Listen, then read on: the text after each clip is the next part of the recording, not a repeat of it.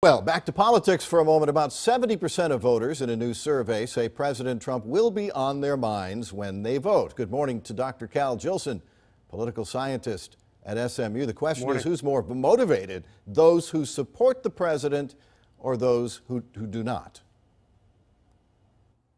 Well, for the last couple of years, there's been a lot of energy on the Democratic side in opposition to President Trump.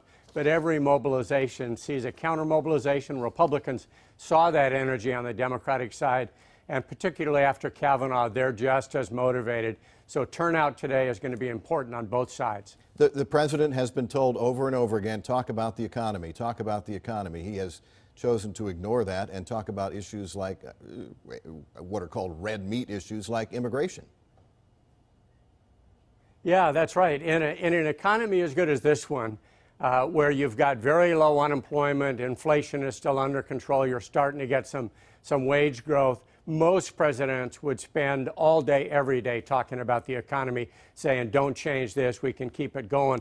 But Donald Trump ran on immigration. It was what he talked about on the day he declared for the presidency. It's what he's most comfortable with and feels most energized by, and his crowds rise to that energy that comes off the podium. So whether that works or not very much remains to be seen. It consolidates his base, but it doesn't expand it.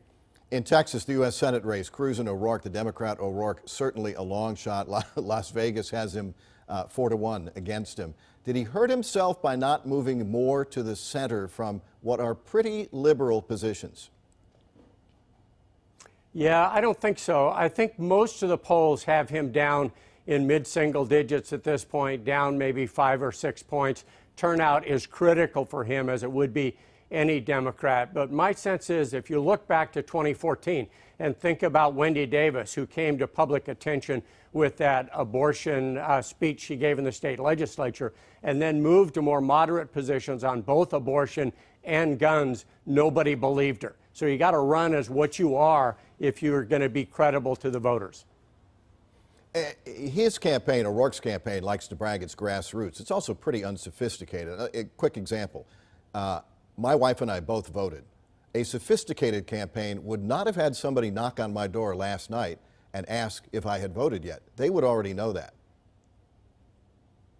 Yeah, that's right. They have iPads or the equivalent, and they enter the results of every door knock they do. If someone's voted, that's supposed to be in the system. If they haven't, they're supposed to get calls back. So I know that some of the campaigns have very sophisticated data tracking ability, and all of them are supposed to. But as you get closer to the ground, they've got less of that sort of thing. But if you look at either Cruz or O'Rourke, they know everyone in the state what they've done or what they want them to do. Really quickly, competitive race for the U.S. House. Longtime Republican incumbent Pete Sessions being challenged by lawyer, former NFL player Colin Allred. Why is Sessions vulnerable?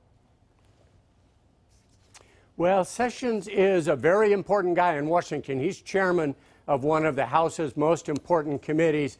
That attracts his attention. He gives a lot of energy there. I think he's given less energy to the district. So not so much Kiwanis, not so much Chamber of Commerce on the weekends.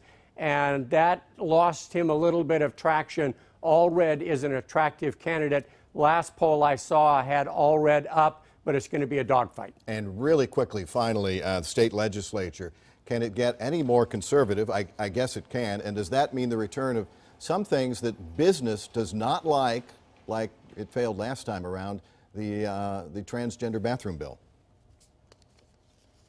Yeah, I think right now the Texas House is 95 Republicans and 55 Democrats. I think Democrats will pick up maybe 10 seats, several of them here in North Texas, but it'll still be an overwhelmingly conservative legislature. And with Joe Straus gone as Speaker, the election of the new Speaker, if it's a clone of Dan Patrick, very Tea Party conservative, we will see more bathroom bills and their equivalent. Dr. Cal Jillson, always a pleasure. Thanks so much.